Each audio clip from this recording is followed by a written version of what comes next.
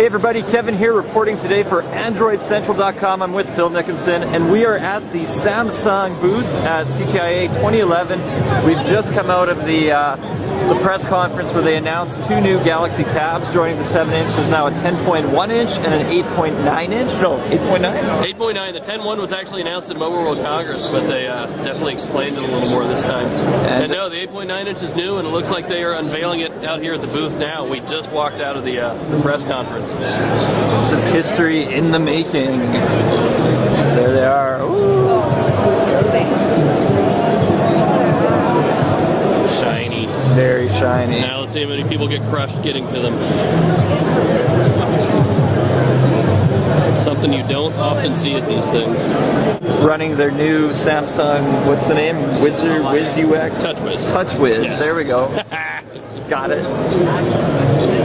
They said on stage they want to whiz on the competition with it. No, they didn't say that. Okay, they didn't. But they could have. They should have. They should have. It would have been funny.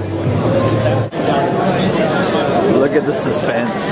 So many people wanting to go hands-on. Okay, here we are. We got it in our hands. Phil, walk us through this bad boy. Alright, so we have an 8.9 inch diagonal screen with apps. Oh, hey, there we have stuff. Alright, so this is called Live View. It's not TouchWiz like you get on a phone just yet, but it's actually quite nice. I like how squarish it is. Seems a tad slow. I have a feeling we're not looking at final software yet. You still have kind of the same look and feel of Honeycomb though. Same 5 home screens. You get the same kind of shadow effect when you transition between them. Let's just dive into the settings first and foremost and see exactly what we're dealing with. Alright, now this looks a little more like TouchWiz and less like Honeycomb that we're used to. So Android 3.0.1, that is one of the newer builds. That's good to see. Let's see what else we have on here. So this will be available in 16 gigabyte and 32 gigabyte versions. This looks like a 16 gig. Some of it taken up already, and that is fine. You can see they've customized the buttons down here. Those have changed a little bit, and actually I kind of like that. I think it's a little more intuitive now what each one of them does. Back, home, and then you have your multitasking.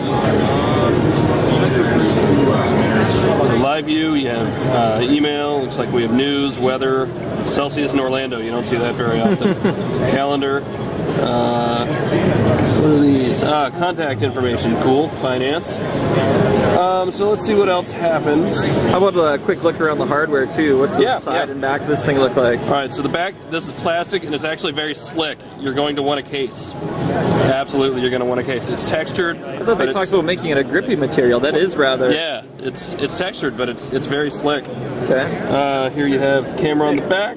And it is very, very thin. So we've kind of seen this shot before in the promos. There's a 3.5mm headphone jack, the microphone, and you have your volume rocker and power button. They talk about surround sound. Surround sound, yeah, it's simulated surround sound. So you got dual speakers down here. There's your connecting dock. I'm not sure what those little dots are. We'll have to find out. SIM card slot, if you choose to go that route. Very nice. Now this will be available later this summer. One thing I do want to see here is... Price point was, what, $469 and $569, 16 gig and 32 gig, yes. Wi-Fi only? Yes, for Wi-Fi only. So adding new Live View items is just like adding widgets. In fact, they are under the widgets. App shortcuts. Let's see what other wallpapers we have. Live wallpapers. Nothing out of the ordinary. Hopefully we'll see more when the device gets closer to launch. So that's the wallpaper that's up now. Let's see what apps they have on this thing already. Got a game. Samsung apps. No SIM card or flash. Alright, so we don't have any data. Maybe. That's unfortunate.